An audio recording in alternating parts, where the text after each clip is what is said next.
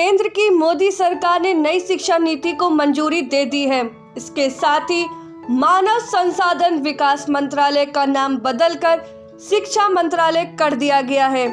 नई शिक्षा नीति में 10+2 के फॉर्मेट को पूरी तरह खत्म कर दिया गया है।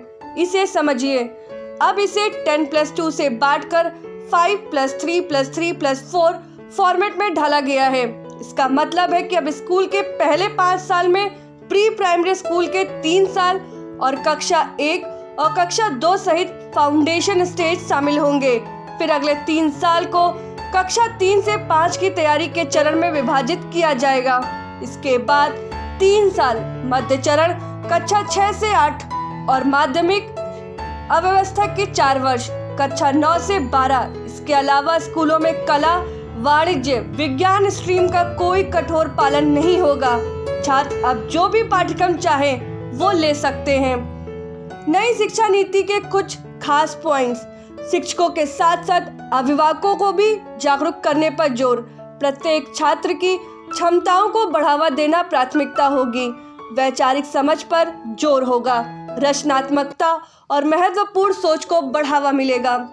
छात्रों के लिए कला और विज्ञान के बीच कोई कठिनाई, अलगाव नहीं होगा। नैतिकता, संवैधानिक मूल्य पाठ्यक्रम का प्रमुख हिस्सा होंगी। नई शिक्षा नीति के कुछ अन्य महत्वपूर्ण पहलू। 2040 तक सभी उच्च शिक्षा संस्थानों को मल्टी सब्जेक्ट इंस्टीट्यूशन बनाना होगा, जिसमें 3000 से अधिक छात्र होंगे। 2030 तक हर जिले में या उसके पास कम से कम एक बड़ा मल्टी सब्जेक्ट हाई इंस्टीट्यूशन होगा। संस्थानों का पाठ्यक्रम ऐसा होगा कि सार्वजनिक संस्थानों के विकास पर उसमें जोर दिया जाए। संस्थानों के पास ओपन डिस्टेंस लर्निंग और ऑनलाइन कार्यक्रम चलाने का विकल्प होगा। उच्च शिक्षा के लिए बनाए गए सभी तरह के डीम्ड और संबंधित विश्वविद्यालय को सिर्फ अब विश्वविद्यालय के रूप में ही जाना जाएगा। मानव के बौद्धिक, सामाजिक, शारीरिक, भावनात्मक और नैतिक सभी क्षमताओं को एकीकृत तौर पर विकसित करने का लक्ष्य। नई शिक्षा नीति में संगीत, दर्शन, कला, नृत्य, रंगमंच उच्च संस्थानों की शिक्षा के पाठ्यक्रमों में शामिल होंगे। स्नातक की डिग्री 3 या 4 साल की अवधि की होगी। एकेडमिक बैंक ऑफ क्रेडिट बनेगी। छात्रों के परफॉर्मेंस का डिजिटल रिकॉर्ड इकट्ठा किया जाएगा।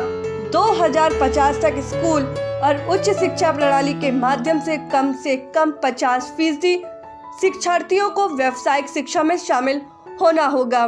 गुणवत्ता योग्यता अनुसंधान के लिए एक नया राष्ट्रीय शोध संस्थान बनेगा। इसका संबंध देश के सारे विश्वविद्यालय से होगा।